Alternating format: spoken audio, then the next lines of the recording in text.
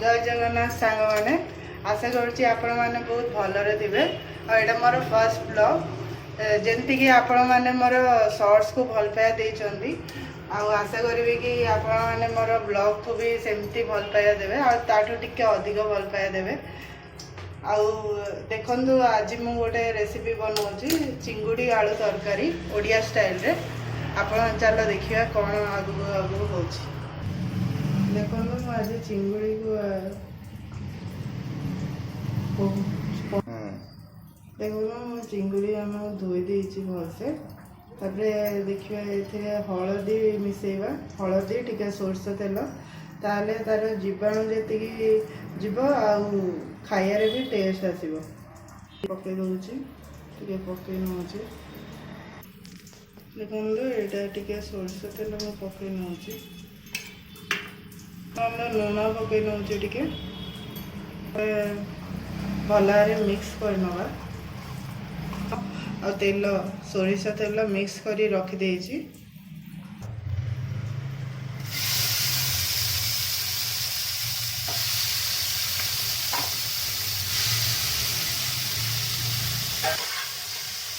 देखो चिंगुड़ के बढ़िया कलर आसीगला।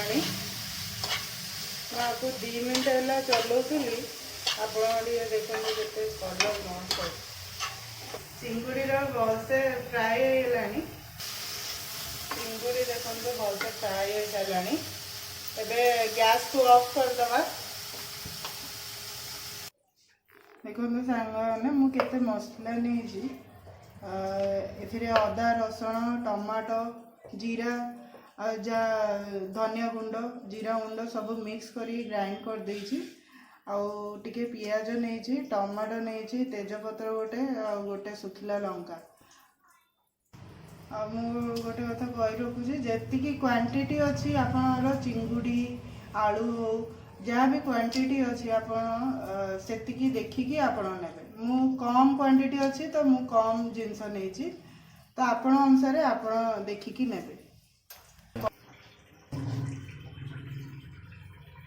फास्ट तेजपत्र पकेली लंका पियाज देखो टे तेल गरम हो गला पियाज टे फ्राए करना टे गोल्डन ब्राउन आसला जाए।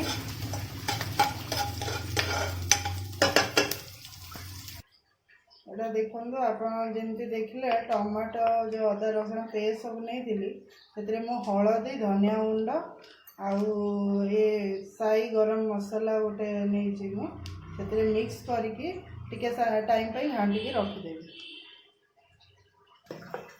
देखो यहाँ मुझे ग्राइंड जो करी सब मसला सहित मिक्स कर रखिदे ताकि झोलटा गोटे ग्रेवीटा टे मोटा आसो आ टेस्ट भी बढ़िया आसो।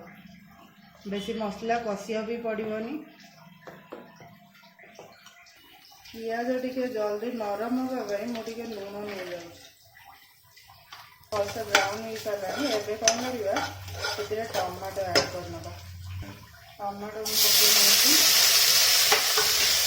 मुझे टमाटो पकईदेली पकईदे घोड़े नवा टमाटो जमी टे नरम ही आसले।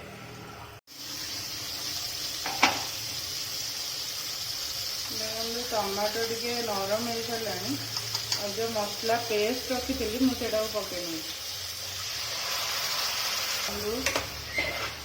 झोलटा मस्त कलर आमती कले आप झोल भी मस्त आसो कलर और झोलटा मोटा भी आसो।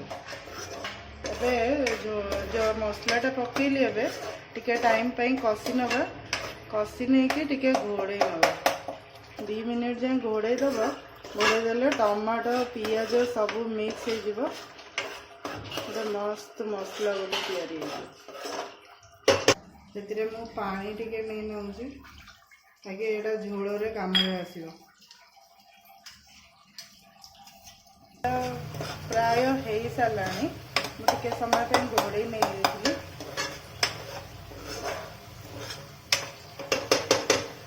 तेल भी उपरको आसी सारानी आलू टिके पकई नवा किछटा आलू नहीं मु 4टा आलू नहीं जमती मुझे आप क्वांटिटी हिसाब से आपण ने आलू जी आलू जहाँ खाइबा इच्छा देखो केते मस्त कलरटा गोटे आसला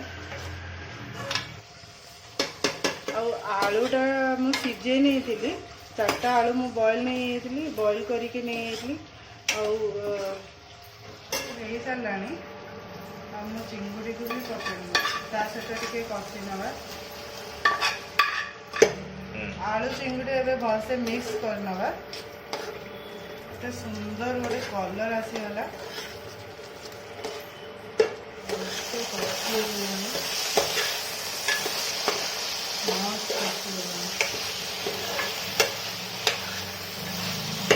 पानी देना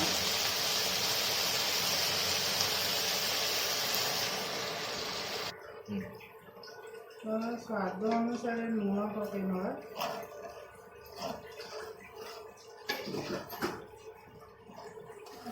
देखो सांग मैंने तरकारी फुल रेडी खावाई बाढ़ुच मु देख मस्त कलर